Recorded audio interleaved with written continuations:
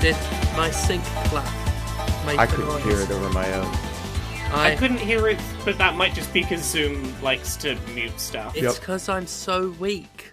No. Yeah. I've become so physically weak.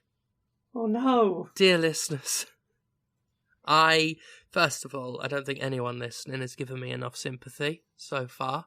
Ever. Oh. Yeah. Oh. Specifically and in general. Yeah, got a migraine. And the sheer joy of it is we are recording 2 hours later than usual because I had to tend to family matters. And that made me sound like I'm some sort of mafioso. I mean, we don't know you're not. I had to look after a 3-year-old while he ate a Paw Patrol lolly. Not exactly the grand larceny that I suggested, but that 2 hours delay has lined up perfectly with a migraine kicking in. So, and if I'm perfectly honest, I've had enough of physical discomfort this past week. Having wrestled 17 minutes bell to bell on a show that gave us 15 minutes curtain to curtain. We went a little bit over. You did great with the time, but you sure did do the time. Yeah, for anyone who attended and wondered why I spent ages in the ring signalling for a microphone and looking confused before a referee told me to leave, it's because the big promo where I was going to announce the biggest match of my career had to be cut because we spent 17 minutes doing a wrestle fight. So I'm tired from that. Now I've got a migraine. Yeah. So well, thankfully you've had a migraine on a week where like you can sit back a bit, because I brought some bonkers nonsense bullshit this week to the podcast. It's been a while since I brought some like weird ephemera to the show. It's been ages since I've heard the word ephemera, by the way. So right. So round of applause for that.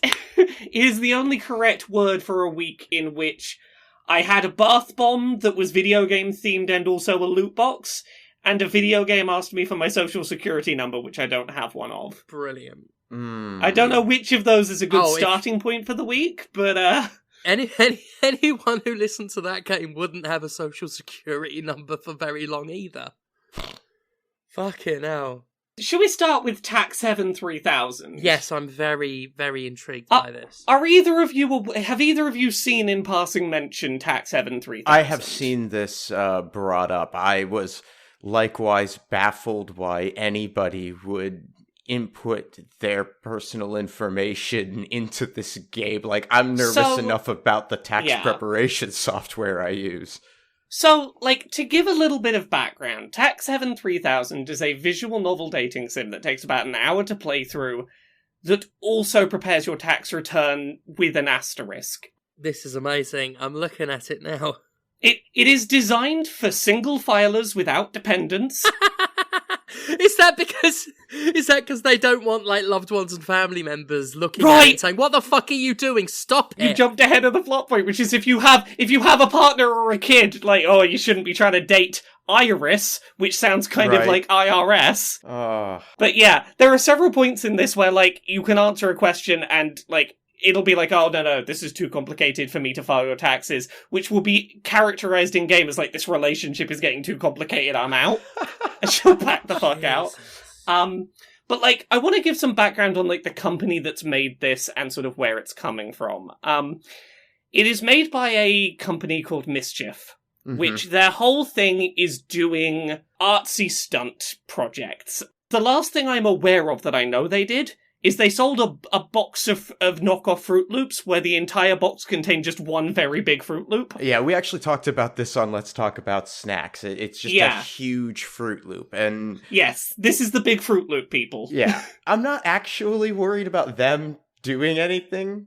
God, it's well thought out, though. I love how meta it seems to be.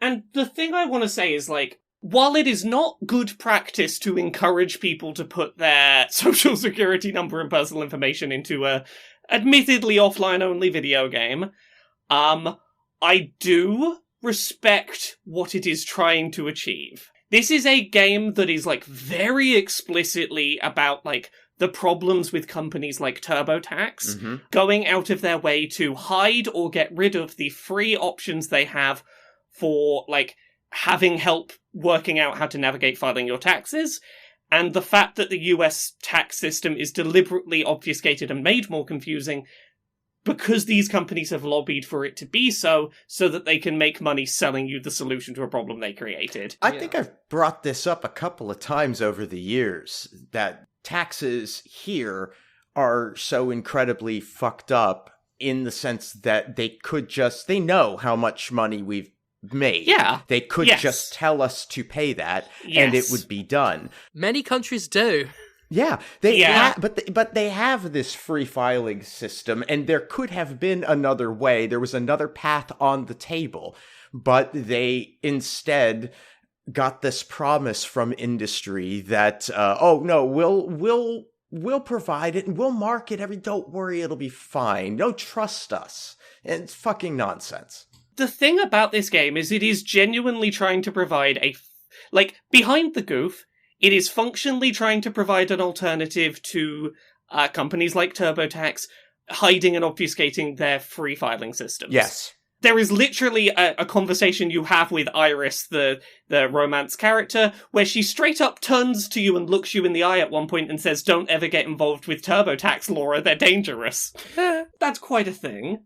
I've seen a lot of, like, parody dating sims that try and, like, make a joke out of crossing something over with the dating sim genre, and often it's, like, really not good. The thing is, there's clearly some people who genuinely have love for the dating sim genre who worked on this, and, like, it's weirdly funny and amusing and well written, and at the end of it you do get a PDF that is your, for your tax return, but it also has, and I have to send you both an image in the, like, chat we have, of the cover page that's attached to your tax return document, because it's great. It is a little page telling you, like, where you have to send your tax return to because of where you're filing from, covered in little stickers and scribbles. That is adorable. It is adorable, but it is genuinely telling you, like, your specific place you're supposed to send your thing to and your date that it's meant to be, and the stuff you need to know outside of just, here's your actual tax return. I will say I'm disappointed, though, in the character you date is Iris, and not IRS, aka Erwin R. Shyster, the wrestling tax auditor from WWF in the 80s. Pay your taxes. He was a baddie in Vince McMahon's WWF. What a surprise. Yeah, he didn't like paying taxes, did or does Vince. But yeah, as much as, like, I've seen so many people, like, just acknowledging this thing exists and not actually, like, playing it and talking about the experience of it. Yeah. It took, like, 45 minutes, and the way it's framed is just, this person wants to get to know you, she feels a genuine connection, and by the end of it she's like, hey, I've been asking all these, like, very personal questions. It's because I wanted to get to know you, but it's also because I wanted to do something nice for you. I filed your tax return, and this is, like, the grand romantic gesture that wins you over. And I'm like, you put some effort in here, and you, like, there are points in this where it goes through, like, the things of, oh, I need this information from your W-2. It's the thing that's labelled box 2 that has no other labelling. That's where that comes from. Like, it's a genuinely pretty good walkthrough. I'm not going to say that anyone should be using this, or if they do, that they should be putting their real information in, but it had some helpful information in a weirdly cute little aesthetic. If I started dating someone and they started collecting all of this kind of invasive information from me. Yeah. Like, well, for one, I would probably not let that get too far. But let's say hypothetically I did, and they're like, oh, by the way, I did your taxes. I'm like, this is such an incredible invasion of my privacy. No. What the hell are you doing? Now, look, I don't want to give too many details about my personal life that aren't already out there, but everything being said right now hits very fucking personally. Well, what I will say is this game acknowledges that is a creepy, that is a bad thing, and it does acknowledge that whilst still being like, dating sim. So yeah, that's Tax Heaven 3000. Amazing. Yeah. Also, while we're on nonsense, can I talk to you about the video game loot box bath bomb I had this week? So, there's a place called Lush in the UK. There isn't one in Center City, Philadelphia anymore, I can tell you that. Is there not? No, they closed it up. I didn't know if they were a thing outside the UK. Oh, I don't know the world. The chain extends into Canada and the United States. My ex-wife used to work for them. Yeah. They also like cops. Just saying. I was given a they-them badge at the Lush in Meadowhall, near where I train. They had little they-them and she-them and he-them and like lots of pronoun badges. It's really nice. Plus, I got a bath bomb in the shape of a lobster there once, so I'm winning. Lush can be a little all over the place politically. Often good, sometimes a bit weird. But they make good products. Yeah, they make good products, and generally I very much enjoy their, standardly priced bath bombs. But I, this week, got a Mario's question mark block bath bomb. I saw these advertised. Yeah. And first thing you need to know about these is they are considerably more expensive than a usual Lush bath bomb. This was £15 for one bath bomb. The second thing, it's fucking huge. My entire palm was taken up with it. It was palm-sized dimensions on all the faces of the cube. It was a weirdly large bath bomb. Third thing you need to know is the colour that this changes your bath to. And there's no diplomatic way to say this, other than, over the course of about 10 minutes, your bathwater will turn every conceivable shade of dehydrated piss. It starts it's sort of a light yellow, but by the end it's almost a rust orange. Ooh. You're starting to get very concerned about how much drinking you did the night before. It's you're on day 4 of a festival and you haven't drunk anything that wasn't alcohol, and you've pissed in a bottle and gone, oh, that shouldn't be that colour. Mm-hmm. It is a journey, this bath goes in. But the end result is there's a little block of soap inside, and mine happened to look like the mushroom, the power-up mushroom from Mario. And I don't think it was worth 15 quid, but it was a story. It's one of those things I picked it up because I can talk about this on Podquisition. It's now a write-off. It is. I say it's a loot box. You have the option to just buy one where you know what's inside it already. You can just buy the one with the soap inside of it that's the shape that you want it to be. Yeah. But also, I was if I'm spending 15 quid on a thing, at least, let me have some surprise and mystery. I appreciate that they provide the option, though. Yeah, I appreciate the option, but the only way I could justify it to myself was okay, there's gonna be 5 minutes in which, ooh, I don't know what I'm gonna get. It was the only way I could even vaguely justify it to myself, so, as much as this had a physical component to it, like any loot box, eventually whatever you had will have no physical value. It'll just, it's money down the drain. Haha. Hey, that's, you know what? Quality joke. Either of you played anything this week you want to talk about? Conrad. Yeah. Conrad. Yeah. How many hours have you put into Boneraiser Minions so far? Let me see what Steam is saying. 31.7. I put 9 hours in this week. I've put in too many. And subsequently not enough. I'm going to put too many in. I am already deep in the...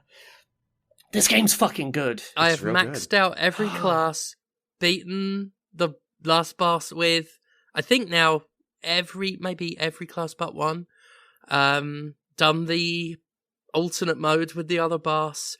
I have been starting on the challenges. I even started doing the fucking card game that's in it. The one that's Tetramaster or Triple Triad from Final Fantasy. I've gotten in the guts of this one.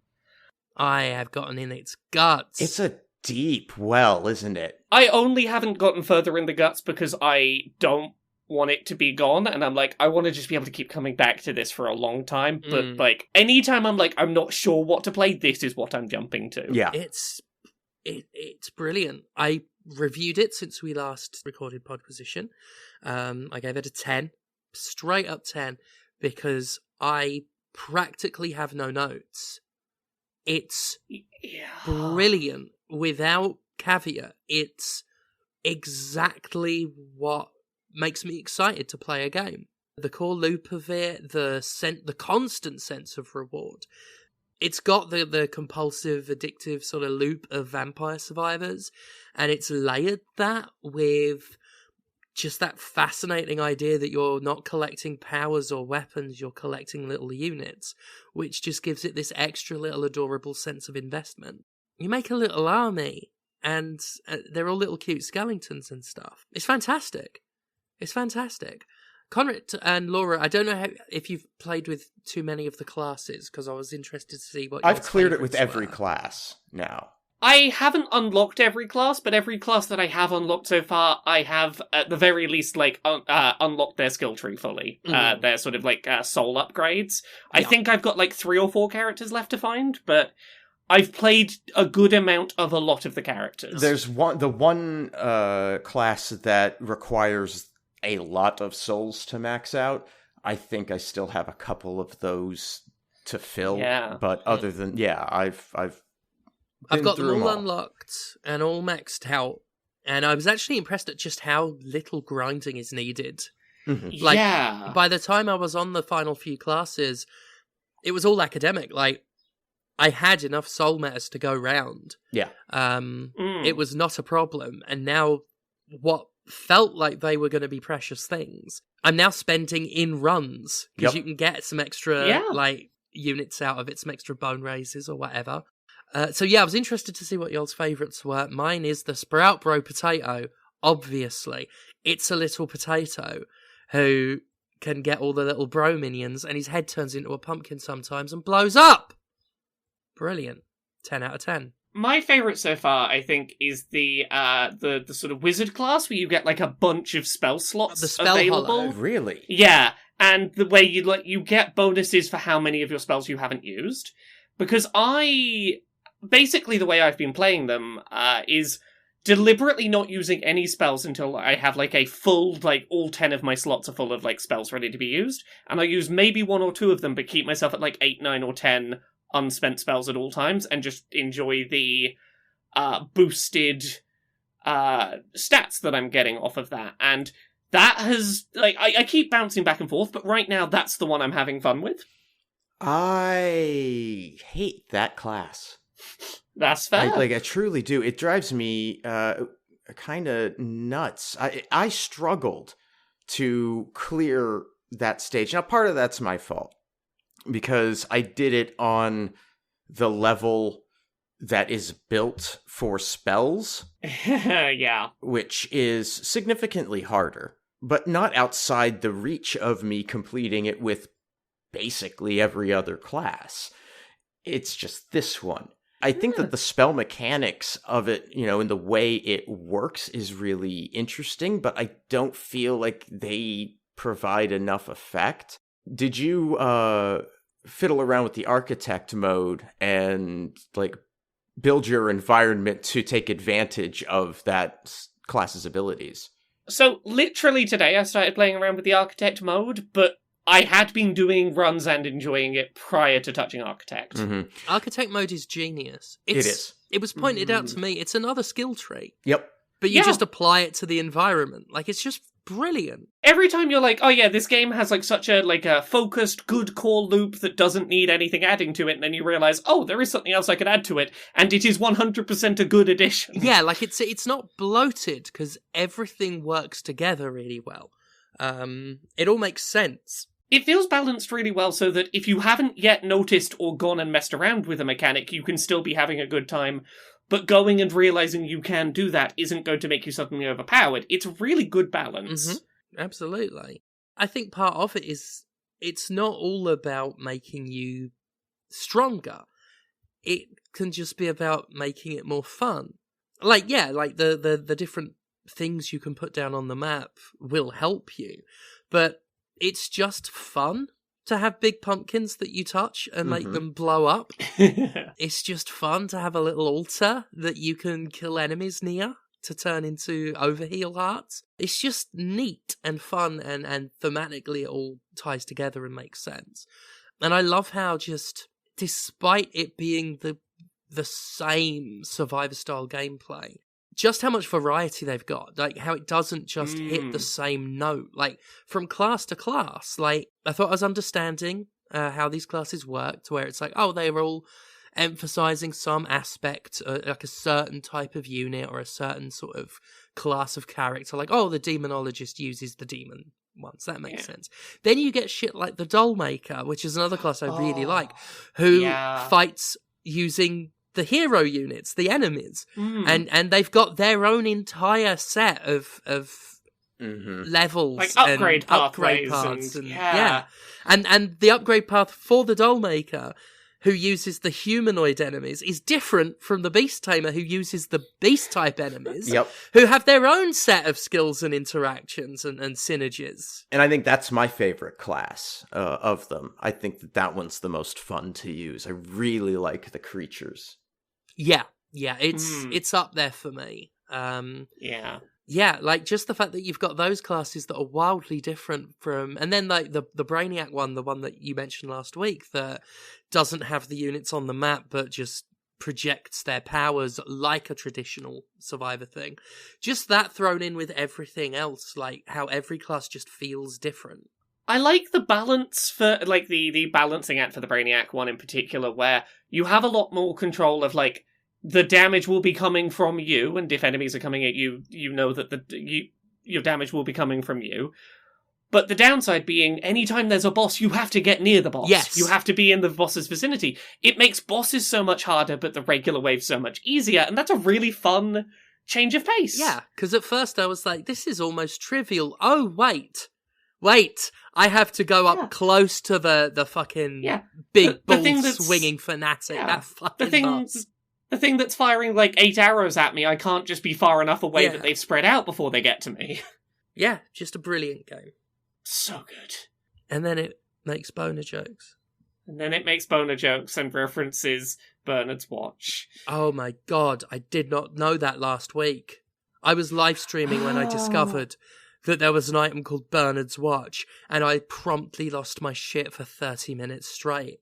No one fucking talks about Bernard's watch. Like, unless you're up on your, like, British kids media from 1997, it's not going to mean anything. But if you know, then seeing Bernard's watch is truly amazing. Like, referenced in the game is truly amazing. Conrad, what you played this week? Well, I picked up another roguelike that had been in early access, I think, but I hadn't seen it, and it just got release, I believe.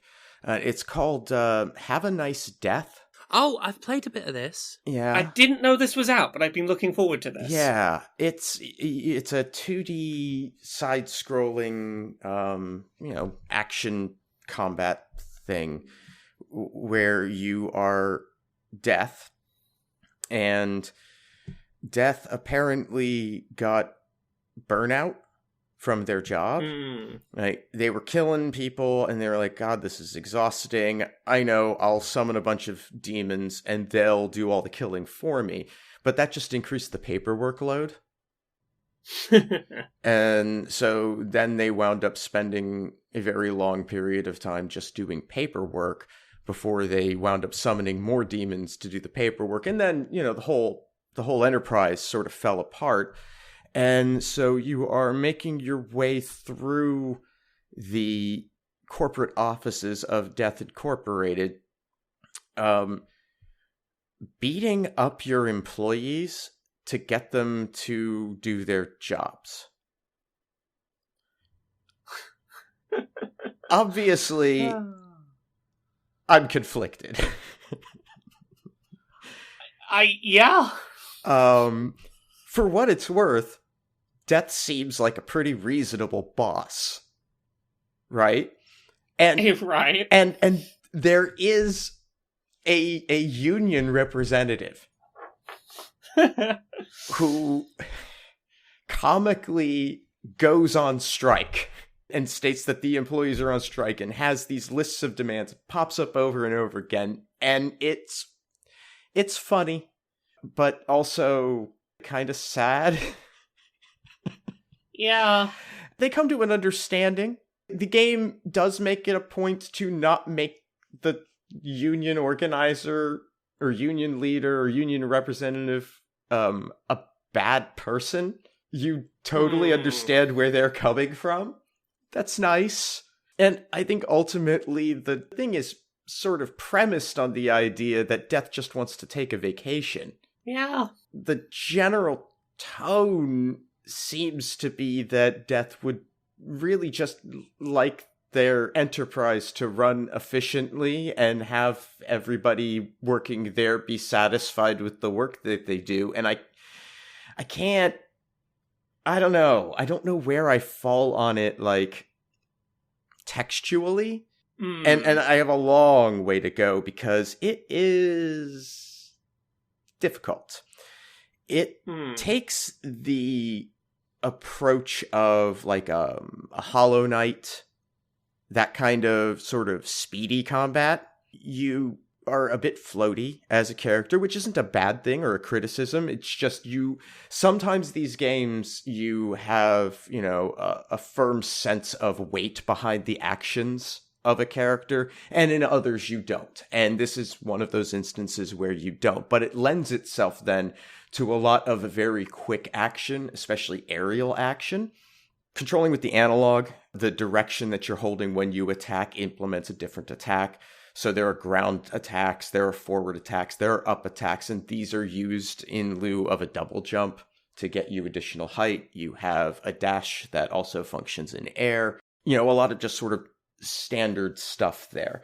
It does control and play very, very well, but it is also one of those games where every hit is punishment.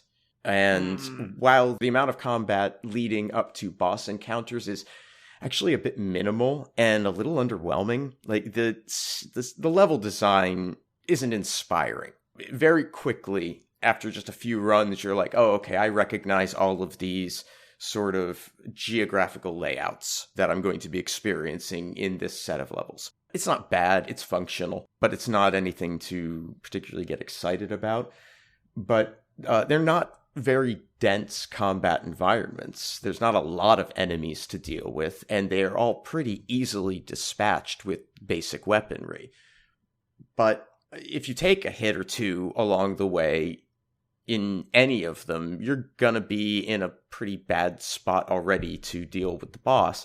And the heals do not heal very much. You start out able to hold, I think, 3 heals, and each, in totality, I think maybe you can recover 50% of your health with those. They get upgraded once you either max out the 3 and collect another one of them to one that restores additional health, and there a couple of different bars for health that are sort of layered over. You have, like an injury meter, and then an actual health lost meter. And it's kind of vague. It uses language and terms that are sort of wrapped up in its own lore that I wish it spoke in plainer English some of the time. I don't think it communicates in the text necessarily all of its mechanics as clearly as it could or should. I'm a bit at a loss for how some of this works. But in a lot of ways, it works just like a lot of these sort of linear stage-based roguelites. You pass through stages, collecting resources at the end of a level. You get to choose from a couple of options in terms of what your next level is going to contain in terms of reward. You go complete that, get the reward, on yon. There's mid-bosses, there's final stage bosses. It's all pretty normal. It does play well. It feels well written. There are a lot of jokes. The sound design is delightful. Every time you die and return to the CEO's office, there's this charming little "Welcome to the Afterlife" that plays. It's there's a ton of charm wrapped up into it. I like all of the little NPC characters that you communicate with as you're progressing along. They're fun. The skill trees, again, I'm not fully understanding how they work, but there are skill trees. I like its approach to unlocking new equipment and so forth. Some of the larger enemies in environments will drop a resource called ingots. These you get to take with you, and you're also awarded ingots at the end of runs based on how you performed and the things you did. You spend them to unlock new items, but each of the items that you can unlock from this shop have a challenge associated with them. And so progressing in the challenge reduces the cost of the unlock, usually to like 95% off. But if you don't want to do the challenge, if there's something that is interesting to you that you want to unlock, you can just pay the full price for it. And they're not outrageously expensive for the most part. You earn a pretty decent supply of ingots on a run without having to progress too far. So you can spend them fairly liberally. I like that a lot. It did wound my gamer pride very quickly, offering me an easier difficulty mode after only 3 runs. Which I thought was, wow, that's kind of bold. I should probably, now that I'm like 8-9 runs in, maybe I'm going to take them up on that offer. I think I've made it past the first proper mid-boss three times, and I've only fought the first like actual area boss once, and got wrecked. It's quite challenging, but it does play very well. It's very satisfying to play, and I will keep picking it up and playing it in bits and bobs until I decide what I actually think about it. But there's a fair bit there, and it's slickly made, and there's good work put into it. Interesting. I am curious to hear how you get on with it. I played some other things this week, and I'm going to try and get through some of these quickly. I played a really interesting VR game that I don't want to say too much about. It's called Before Your Eyes. It is 2 hours long, and the gimmick... this game is available in, like, not VR, but I feel like VR is entirely the right way to play it, and particularly PSVR that has eye tracking. It is a game where you move through a life where every time you blink, you jump forward in time. And there is no ability to see everything. Inevitably, you are gonna blink, and in the split second your eyes are shut, that moment is gone, and you're somewhere else now. It is a really, really effective way of telling a story, and it is very impressive how quickly that mechanic felt very natural, how quickly I got very invested in the way that story was being told, and how powerful I'd been trying so hard to blink and I just blinked without thinking and suddenly I'm somewhere else, how effective a tool that is. It is like 2 hours long, but I would recommend looking up content warnings before you play it, because its narrative is not going to be for everyone. It's kind of heavy in some places. Ultimately hopeful, but it is an intense and fascinating 2 hours that really made use of VR and eye tracking. Other than that, things I played, there's more Laura's Playdate Corner.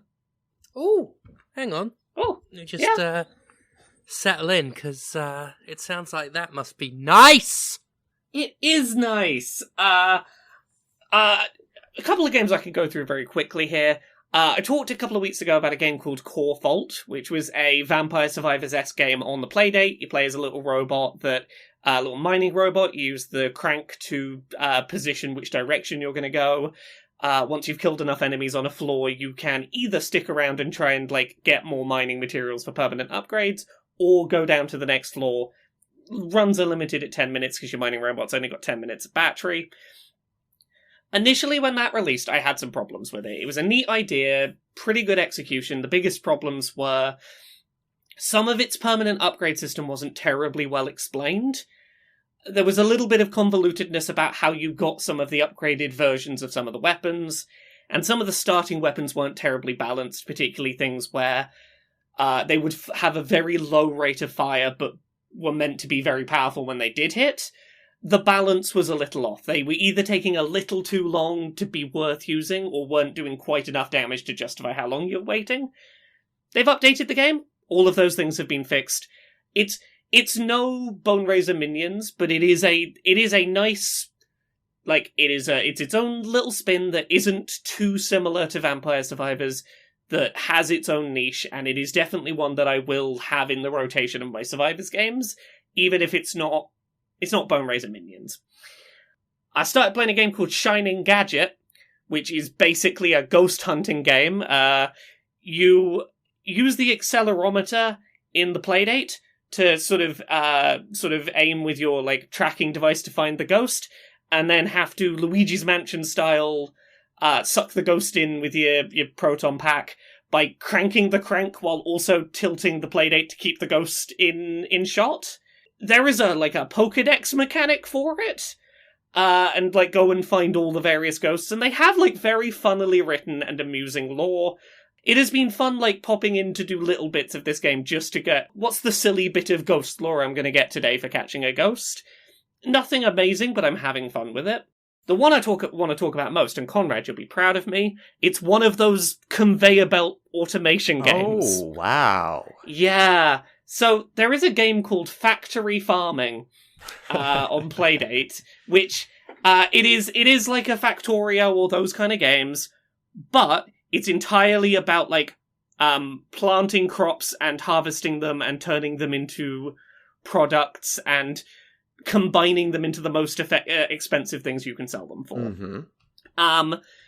It runs really nicely. I am impressed at how well this runs with very large, complicated, intricate networks of conveyor belts, lots of things moving at once, and it doesn't slow down at all. It's very well optimized. I very much like the gameplay loop of how it introduces you to your new mechanics and things that are available. You can always pause to be if you sell X number of this thing, you will get access to it, be it the next piece of machinery or the next kind of seeds or whatever. It's always very clear about what will unlock you access to something new to add to the system. But what's most interesting about this, and I think sets it apart from other games of this kind of genre, is because it's about farming, some of its decisions are deliberately designed to make it very difficult to have a neat and organized system. Because certain kinds of plants will only grow well in certain areas of the map. You have a looping map. If you walk to the left far enough, you'll eventually come back to where you started, but there are different kinds of soil in different places, and if you want the maximum yield from a particular type of crop, you're going to have to plant them where the soil is right for them, which might not be a convenient place for where you need to get that crop to combine it with some other thing that needs to be somewhere else. It is a game of trying to create intricate spaghetti junctions of conveyor belts and keeping track of what's going where and where does that lead, and eventually having a well-organized and followable but chaotic mess that functions. It's a house of cards. The way this then sort of escalates is you start getting multiple biomes and certain things that you can build, certain plants and things like that. The soil they need will only be in different maps. So you start having to go, okay, I want to make this strawberry ice cream, but the vegetable oil I need is over in this other map. I'm going to have to export some of it from this map over to this map and then have a system to start importing it the other end to combine. And all of these systems just keep layering and layering tiny little bits at a time, very gradually, so it's always oh yeah, I'll just finish this one bit I'm on. Ooh, okay, you've given me something new, and that wouldn't take too long to do. It's very easy to get sucked into. Isn't it, though? Yeah. The mechanic that makes it, functionally usable is you have one tile type for when you're trying to make your conveyor belts, which is, for a one tile gap, you can send your conveyor belt underground and back up. And you can't, stack them to go, 2 or 3 underground before you come up. So you have to start going like, okay, make sure there's at least one tile between these conveyor belts, so if I need to like go between them, I can sort of come up and go back down if something's like going the opposite direction. It is so much less neat and organized than a lot of these games want you to be. And I've honestly found that less stressful. Because with a game like, say, you're like Factorio or something like that, I keep wanting to throw it away and start over because I'm like, I could do this more neatly and tidily. Mm-hmm. Whereas with this, I've had that instinct a couple of times and stopped and thought and gone, I mean, I could have it a little neater and tidier, but like, scrapping and starting over isn't going to help fundamentally the fact that this is going to require me to spaghetti junction a bit. And that has taken the pressure off, and I have really enjoyed it. I'm like 5 hours into this, and I've unlocked maybe 3 biomes out of, I think, 10. So it feels like there is a lot of game in here. I'm really impressed, and I will come back with how it's going next week. Nice. Yeah. Steph, you played anything else this week? I played the big game that came out, Resident Evil 4 Remake, which I have subsequently completed. Played through the whole campaign of that. It's very good. I have some criticisms that sort of fall in line with what we spoke about when we played the demo, and we talked about that. It is not as goofy as the original. It plays things a little disappointingly straight. It does have some goofiness. Yeah. I do like, the merchant is back and he's been given I wouldn't say an expanded role, but he says a lot more, and, he has a number of shooting galleries, when there was only the one, I recall in the original. He doesn't sound as hilarious as the old merchant. Yeah. He's better and worse. I really like the character and the voice actor, but I do miss the sheer ridiculousness of the original. In a vacuum, he might be a better character, but there is definitely something lost if you've played the original and you're like, oh, this isn't that. Yeah, and that's true of a few things in this game. Yeah. What it is good. Like Ramon Salazar. The new look of Salazar is awesome. They really nailed the sort of despotic little aristocrat look. There's something very sort of French Revolution about his look, in terms of the aristocracy side of it. And it's great on its own, but compared to the camp tricorn hat wearing man-child Salazar from the original, it's just not quite the same. It's all just that little bit more serious. The exception being the main villain, Sadler, who is way more serious and way less enjoyable as a result. I think he's the biggest disappointment, is Sadler. He's in it a lot less than he was in the original, and none of the dorky affability of the original Salazar is in this guy. The remake version is a very flat character who's just, I am generic cult leader guy.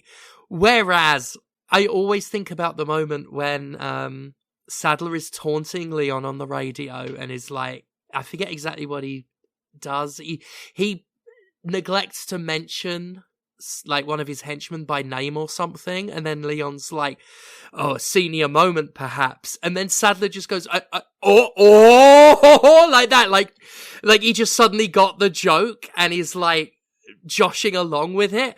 And you don't get that in this one at all. None of that sort of weird, creepy playfulness of Sadler, who is just a generic doomsday kind of villain, unfortunately. And it's sort of like that, where there is some good goofiness. It's not 100% serious, which I like, but it all just tonally is a bit subdued compared to the original. I'm also surprised at some of the bits that didn't make it in terms of sequences that I thought were iconic to the original. Like, you've got some of the obvious, like that big standoff in the house where they're all trying to get in when it's you and Luis and Ashley all in there. Sort of very Night of the Living Dead. That's in there. But being chased by the giant statue of Salazar, not there. That moment where you've got to shoot out the truck that's heading towards you and crashes right in front of you, that always struck me as a very memorable part of the original. And it's just conspicuous in its absence here. And there's not really been any other big set pieces to replace it. You know, there are some nice subversions of the original for players who are like intimately familiar with certain areas and what happens in them. They'll suddenly surprise you with a little set piece or something.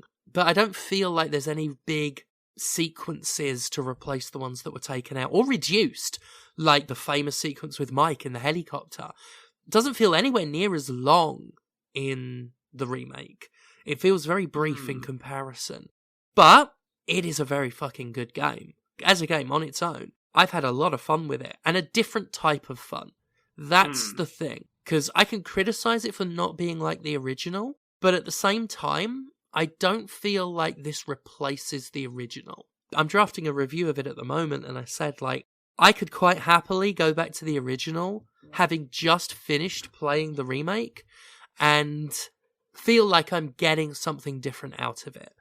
This doesn't replace, it's more like an alternative perspective, a different version, rather than a full-on replacing, like a replacement like a remake would typically be seen. And on that merit, it's great, and some of the gameplay additions are really nice. I'm really pleased with how much mileage they got out of each location, with the addition of things like side quests and stuff like that. The various side objectives like, you know, shoot 5 blue medallions in this area, or go back to this part of the game and there is a super strong version of an enemy there. Stuff like that. Some people might just view it as kind of backtracking, but I got really into it because I just really like exploring that world. So I really kind of dug that. So I like the extra stuff that's been added. I like the slight modernization of the combat. But I think it's very telling that not a lot had to be done to the combat to change it from the original Resi 4. Because the original still plays really fucking well. And yeah, you know, they've changed it so that you can move while aiming now. And they've added that stealth, which is not very important. It just lets you take out like 1, maybe 2 before you're spotted. So it's not useless. It can take 1 or 2 of them out fuss-free, but it's not... This is never going to be a stealth game. I say that before some ridiculous speedrunner or whoever finds out a 100% stealth run. But, you know, there is a little enhancement, a little extra, and it works as a result of that.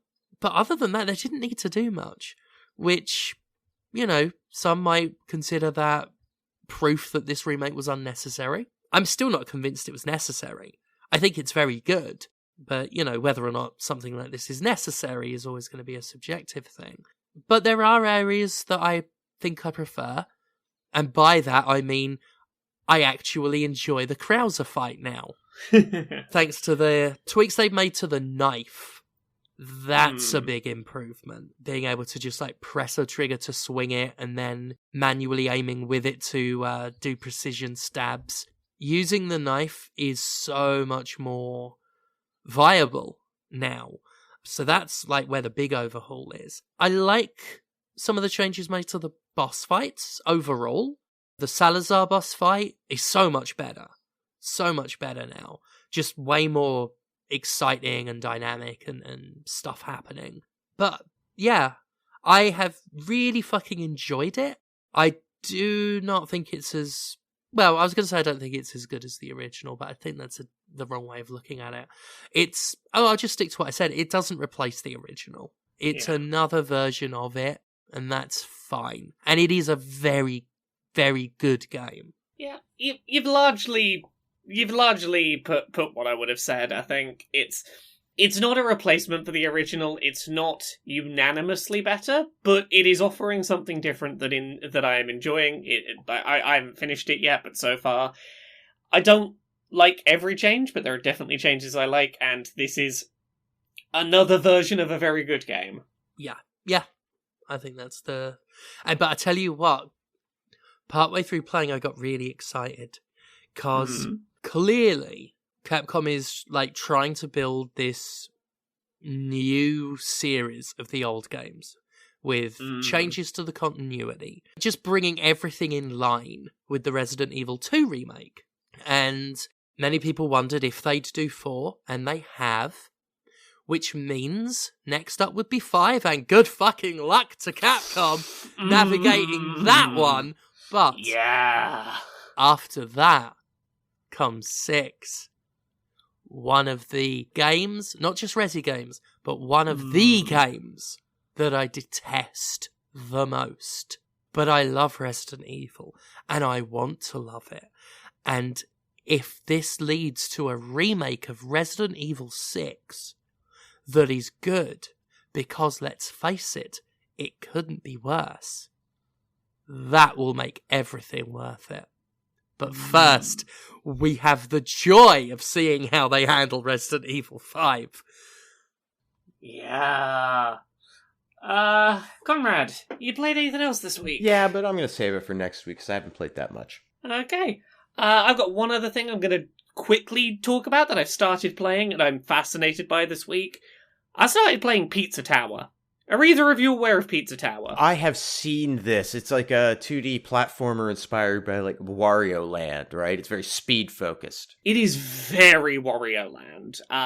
So you are playing as I believe the character's name is Peppino Spaghetti, a pizza shop owner who a giant evil pizza is threatening to burn down his pizza shop. So you got to climb up the pizza tower. The premise is unimportant.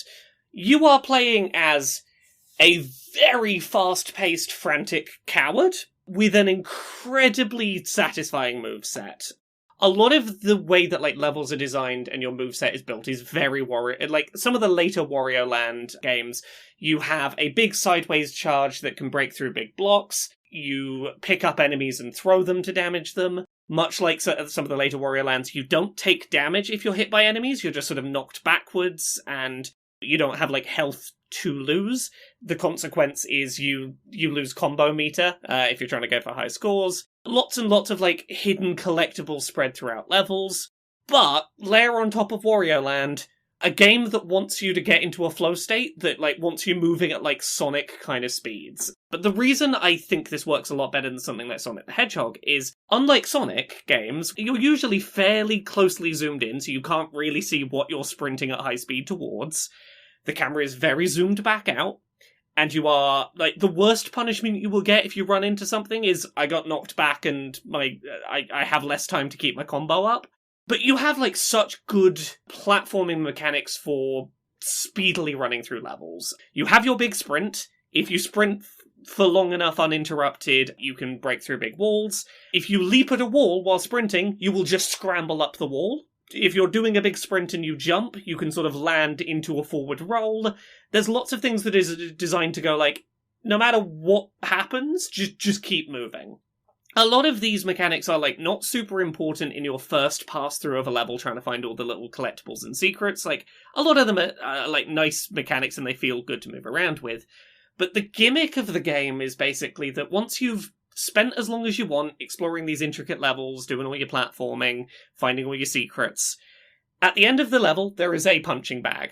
And as soon as you punch it, you have a timer to get the fuck out of the level. The gist is, really get used to the level and know its layout, because you will have a time limit, get the fuck out in a very frantic manner. Those escape sequences are the payoff for exploring the levels. The time limit that's there is pretty well balanced so that someone who isn't amazing at these kind of games will get back to the exit with a little bit of time left, but not so much that they're like, oh, I had plenty of time. It's like, oh, the clock was really running down. But if you go watch people that know what they're doing with this game, there is so much extra time on the table for escape sequences. There is a rank above S rank in the ranking system in this game. P rank, which, P for pizza, which is you do the escape sequence in the time you're given, and then you go, no, I'm going to do a second lap of the escape sequence with that same timer still ticking down. And the fact that that is possible, but that for an average player it's still balanced well to go, this feels like barely enough time to escape, is really impressive. There are really satisfying little boss fights. For a game that is largely about running and platforming and just like brute force bashing your way through enemies. I did not expect one-on-one small encounter boss fights to feel so tailored to the moveset of the character. It's just a very fun game to move around in, picking up silly googly-eyed slices of pizza and running away as a very terrified pizza man. It is scratching all of the itches of the things I like about Wario Land games, but I enjoy this more. I think this is taking what Wario Land does well, and going beyond that quite significantly. I really like Pizza Tower so far. I want to put more time into it, but Pizza Tower has made like a really good first impression on me. Nice. Yeah. Should we get some newsy bits out the way quickly and then finish up for the week? Sounds like a plan. So, just after we recorded Podquisition last week, there was a news story that dropped, and we're gonna get to it in a second. Microsoft has tried to fucking claw this back, but according to an interview with IGN France, you know the game Redfall that's being developed by Arcane Studios? Mm-hmm. According to game designer Harvey Smith, Microsoft's stance on Redfall coming to PS5 after ZeniMax was taken over by Microsoft was no PS5. And the quote that was given, a lot of people have read it as, a PS5 version was in the works and Microsoft told them to cancel it.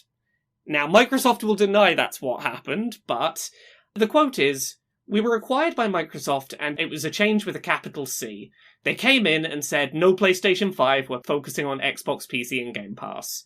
Smith goes on to say, like, oh, it was probably a good thing, it was one less platform to worry about, less complexity. But IGN's article did use the phrase immediate cancellation on PS5, which, again, made it sound like a PS5 version was in the works and was immediately cancelled upon acquisition, which doesn't look good for Microsoft trying to be like, no, we're not a monopoly, we won't keep things away from other platforms. Microsoft has tried to claw that back. I'll give you some of the quote, but it's kind of the nothing response you'd expect. We haven't pulled any games from PlayStation, and we've in fact expanded our footprint of games that we've shipped on Sony's PlayStation since our acquisition of ZeniMax. The first 2 games we shipped after closing were PS5 exclusives. Yeah, because they had to be, because you were already contractually obligated to do so. We did the same since our closing of Minecraft and extended the reach of that franchise. Basically, they're denying that there was ever a PlayStation version. It's just so much of this nonsense. Everyone's fucking up here. Everyone is fucking up here, right? They're fucking up in the reporting. They're fucking up in the response. Yeah. So, that's a whole mess of a thing. We also have some more updates about various countries supporting or not supporting the Microsoft Activision Blizzard King acquisition. Tentatively, it seems like the UK's Competition and Markets Authority, the CMA, is leaning towards letting it go ahead. Their provisional conclusion swings the pendulum back in favour of the deal completing, according to someone who spoke to Eurogamer. It seems like the UK is going to let it go ahead. We also have the news that Japan has officially approved the takeover. At this point, it is really only the USA that is a major roadblock that hasn't yet been dealt with. If the FTC doesn't disapprove, it's probably going to go ahead. Technology companies are under more scrutiny than ever right now here in the United States. It's not impossible that regulators will step in, but it doesn't seem tremendously likely that they're going to be super concerned. I don't know. Yeah. We'll see. Weirdly, if anything, they seem more concerned with PlayStation being a monopoly right now. Well, we are going through a real moment in this country with regards to, I don't know, I'm so pissed off about this TikTok ban thing. I can't even. Yeah, that's its whole own thing that would take a while to get into. Yeah, it's not worth covering here. Just, it's just going to be, like the largest expansion of state power to monitor its citizens since the Patriot Act. No big whoop. Yes. Yeah, we're just banning TikTok. We're definitely not Trojan horsing in the ability to, completely ban VPNs and monitor all of your traffic and blah, blah, blah. I mean, I don't think that the VPN thing is going to fly. They're going to have to pull that back. There's just way too many companies that use... Anyway, we're getting off on this. But yes, to get back to the video game bit, US members of Congress have raised concerns to the Biden administration that Sony has a monopoly on the gaming market in Japan.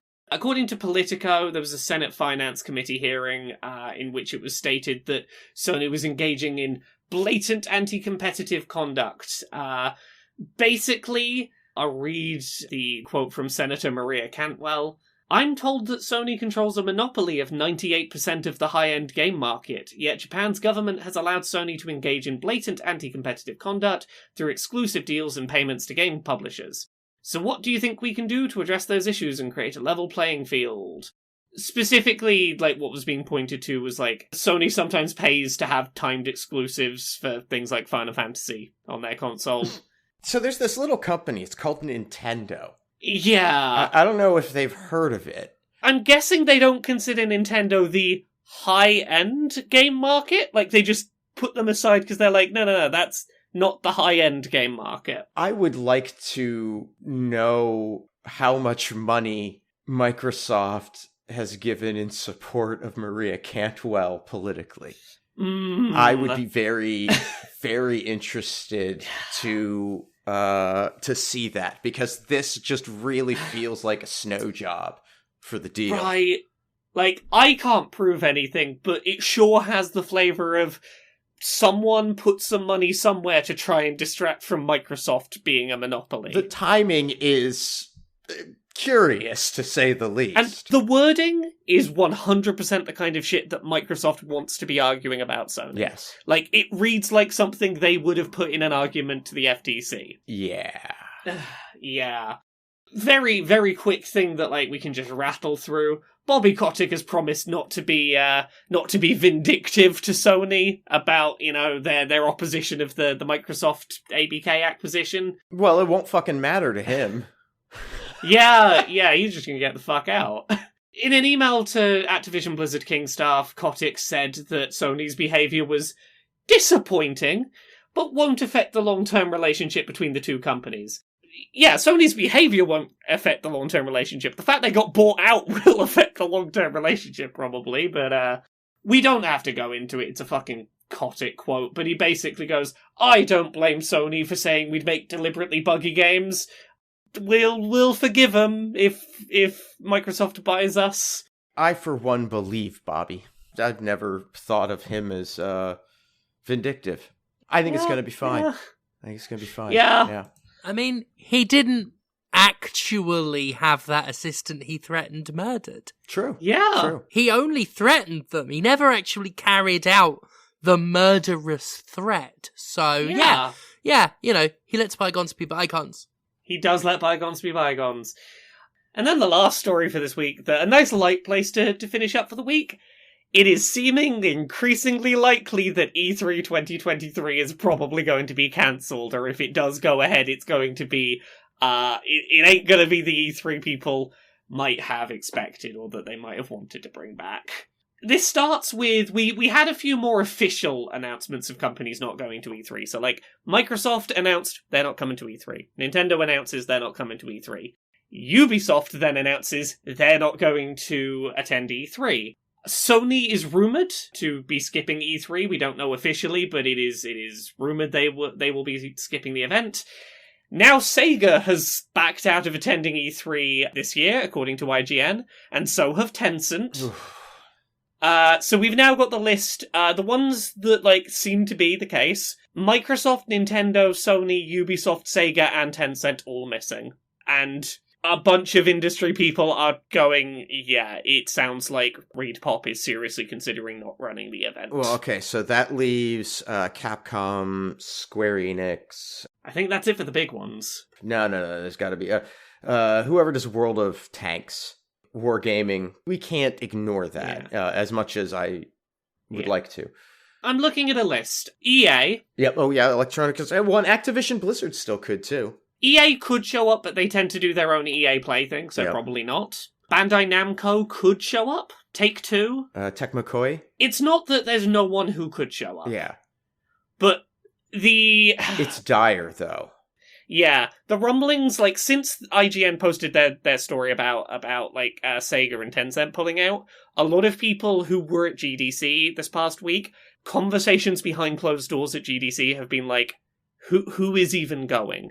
And lots of, like, publishers losing confidence in attending themselves, and it seems like it might all implode. It's sort of like if some particularly powerful, notable people who have a bunch of money in a bank all took their money out of the bank and then told everybody, "Hey, we're taking all of our money out of this bank." Yeah, and everyone started to panic and go, "Well, maybe we should do the same." If they're not confident, attending E3, maybe we should pull out of E3 and... Thank goodness this sort of thing is just isolated to games industry trade shows. Yeah. Nothing's falling apart. So yeah, if E3 goes ahead, good luck to them. Yeah. Good luck. Good luck. There you go. That's all the stuff for this week. We did it. We're done. Good for us. Yeah. Good for my head and my eyes. So I can now lie down in the dark and feel sorry for myself.